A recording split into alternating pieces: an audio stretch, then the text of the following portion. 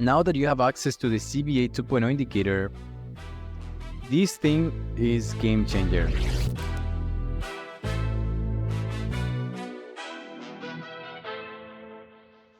Ideally, the time frame that we're gonna trade with CryptoBots is going to be the daily. Okay, that's the time frame that we're looking to trade. It's gonna be the daily time frame. Now that you have access to the CBA 2.0 indicator, this thing is game changer in the sense that it's gonna tell you the trend. And by trend, what it means is the trend more likely to go up, meaning long? This is a long trend, or short, meaning bullish trend. Okay, short. That's long, this is short. So the CBA 2.0 indicator will tell you the trend, will tell you the market's trend. Then we have momentum. Then we have volatility.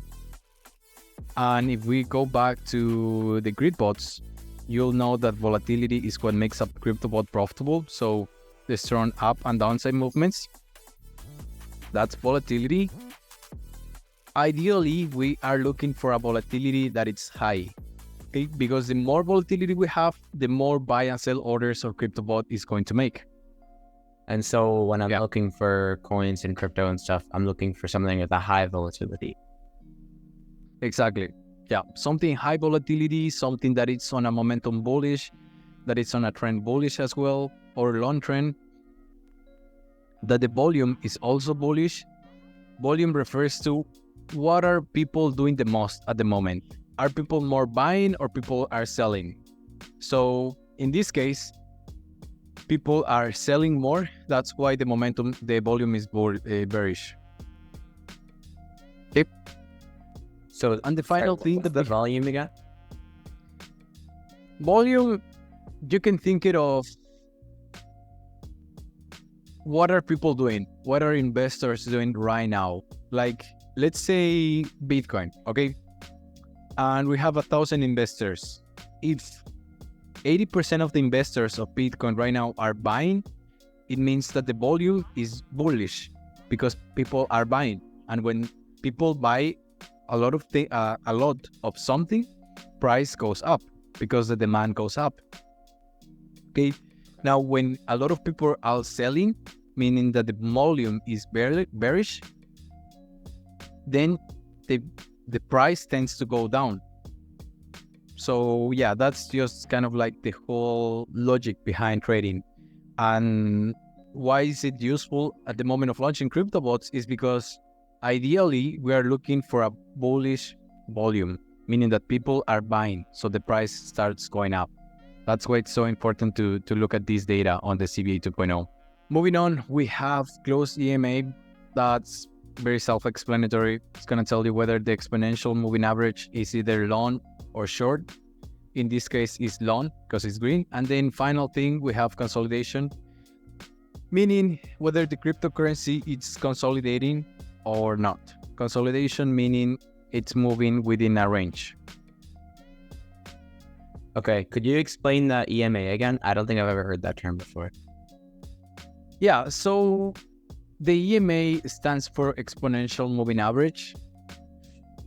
And basically what it refers is that if the EMA is long, meaning the whole, like the last 20 candles make an average of a long position, then the EMA is going to be bullish.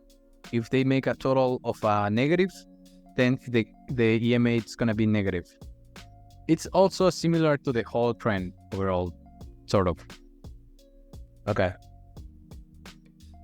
Yeah, it's useful, but it's not really that useful at the moment of launching CryptoBots. Okay, so let's get started launching some bots. So when you're launching a bot, the first thing that you want to do to find profitable crypto coins to trade will be clicking here, scrolling down, okay? And then you're gonna click here and you're gonna select the exchange that you have. In my case, I have KuCoin, so I'm gonna click on it, and then I'll see a few options, and then I'll click on one of those options, right? I'm gonna scroll up, click on manual adjustment, change the grid step percentage to 1.3. And what the grid step percentage means is the profit per trade. Every time the bot makes a buy order and then it makes a sell order, the difference is going to be that percentage. So if you have like $1,000 investment, okay, and your grid step percentage is 1.3%, it means that every time the bot makes a buy order and it makes a sell order, that difference is going to be your profit. That 1.3%. That makes Is sense. it all clear so far? Yeah. How many bots can you run at one time? You can launch one bot of each cryptocurrency as many times as you want. They cannot be running at the same time though. So if I launch this bot with Ethereum, I cannot launch another bot with Ethereum. Right, but could you launch an Ethereum bot and a Bitcoin bot and have them both running at the same time? Oh yeah, 100%. You can launch Ethereum, Bitcoin, Litecoin, Doge, Shiv, you name it, at the same time. And yeah, that's about it. You can launch it at the same time. Let's get it started with a new bot. So for example, gonna set this up to just $100 just for the sake of the example. Okay. Then manual adjust. When you click on manual adjustment, it's just gonna show you a review of different things. Okay? Like the low price, this one, high price, this one, grid step percentage, the profit per trade, and like I told you before, it's going to be a defined grid step percentage, and this number it's going to be 1.3%. Grid levels, we don't really worry about it. So you can ignore that. As you scroll down, you're going to see more things. Trailing up, pump protection, trailing down, stop loss, and take profit. Trailing up, in very simple terms, means when the cryptocurrency goes up, high price and low price will follow along the grid range.